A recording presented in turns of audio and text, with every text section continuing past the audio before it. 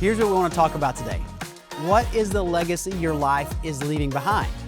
Or another way to think of it is this: what story is your life telling? In episode 1 of this 2-part series, we talked about how to get better at cheating the things that aren't as important. We said it this way: say yes to the best and trust God with the rest. As we choose how to spend our time and our money to set priorities, we have to trust God with some things because we can't do it all. We are limited, and Jesus modeled for us how to live by staying connected to the best and trusting God with the rest. So this week, we're going to look to see if the story your life is telling is the one you want to be telling, or if you may need to shift some priorities. If you're new to Journey at Home, I want to say thank you for joining us today.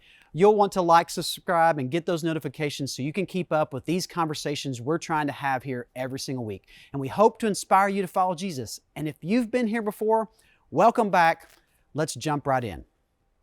Now, I want to jump right down to brass tacks. I don't know if that's the way you say that, but we're going to go with it. Prioritizing our calendars isn't really easy, is it?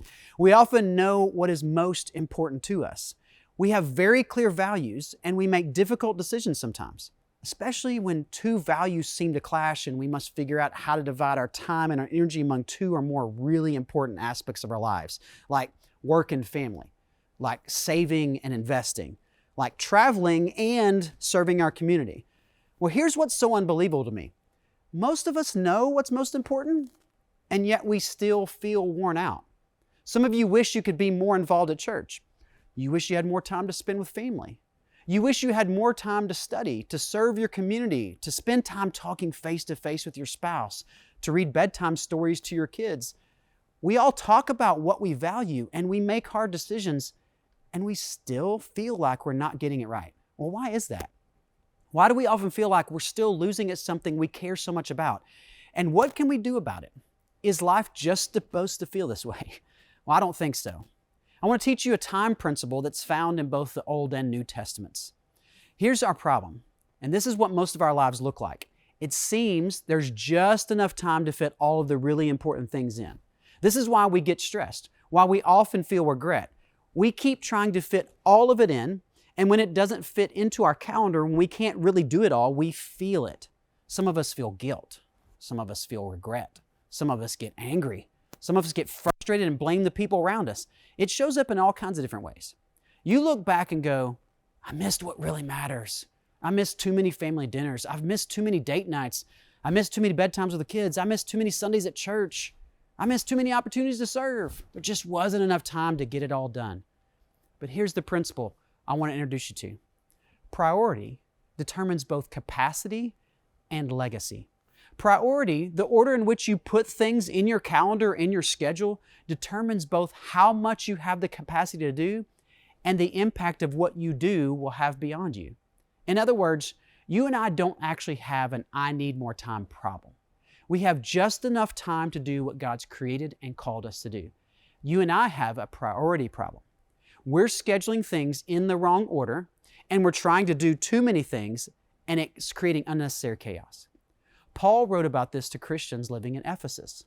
Listen to how he explained this principle. In Ephesians 5, verse 15, he says, "Be very careful then how you live, not as unwise, but as wise, making the most of every opportunity because the days are evil."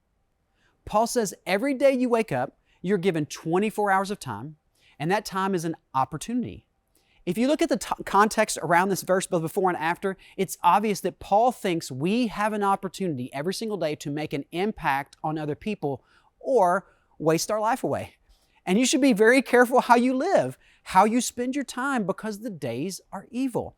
This is just his way of saying, you better be very intentional with what you do with your time because your time is your life. And everything in your world will pull you towards wasting it. Now, part of the reason we struggle with this is because some of us have never stopped to ask, what's most important to me? Who's most important to me? Who and what are the non-negotiables in my life? When I get to the end, I don't want these things to have been crowded out. I can't fail at these few things. Hopefully, if you're with us last week for episode 1, you've taken some time to really think that through. And that's Paul's point. If you want to be wise and make the most of every opportunity in life, you can't live aimlessly. Paul calls it unwise or foolish living, and he gives us the antidote.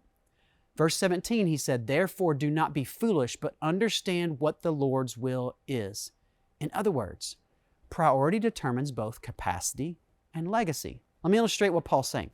Paul is saying the way to live wisely, in other words, to have the capacity to live life to the fullest, to be able to make the most of every opportunity that comes your way, to enjoy and love life and live without regret or guilt or confusion, you must make God's will priority.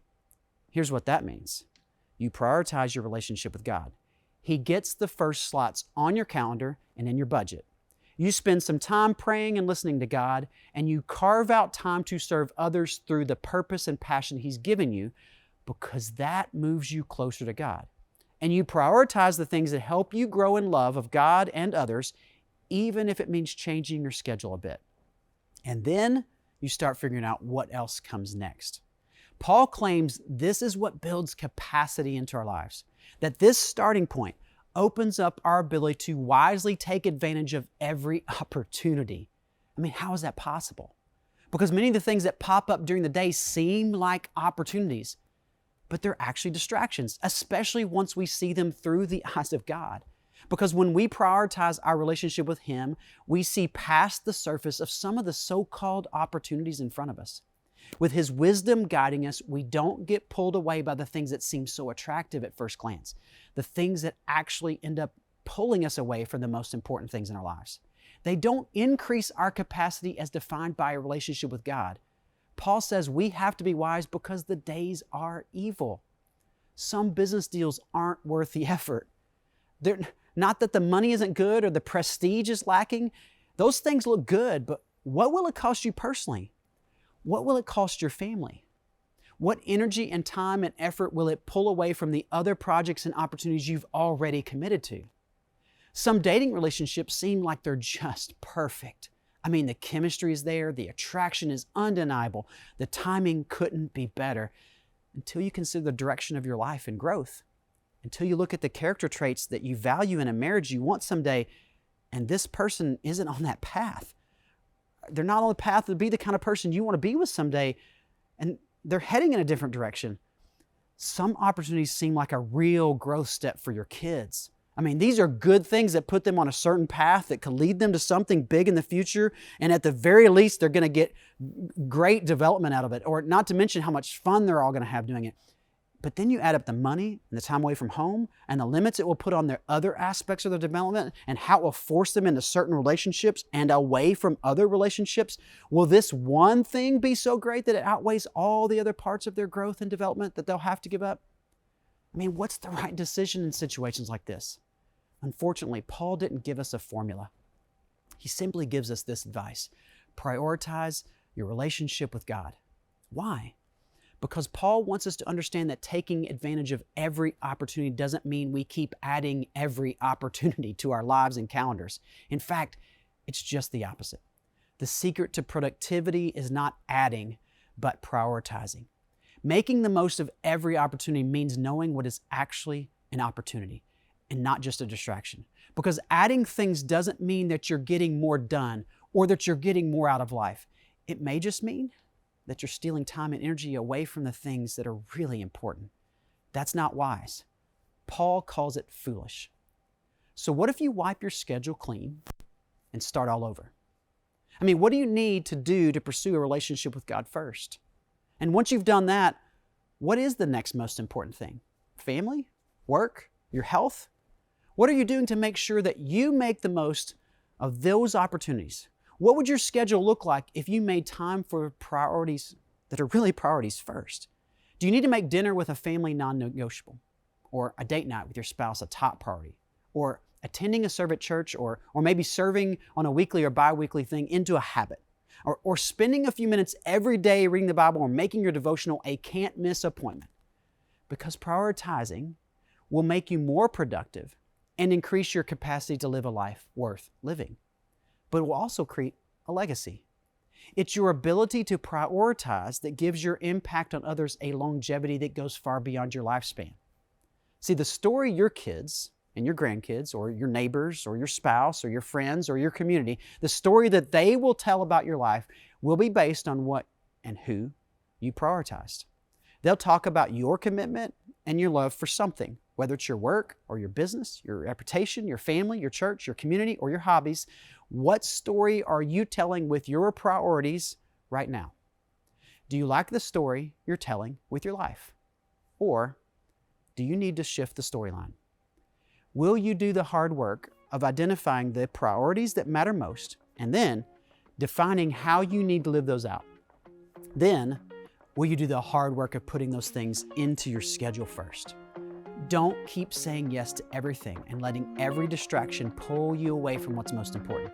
Don't let your capacity to enjoy life get hijacked by what's popular or glittery or merely something that seems good.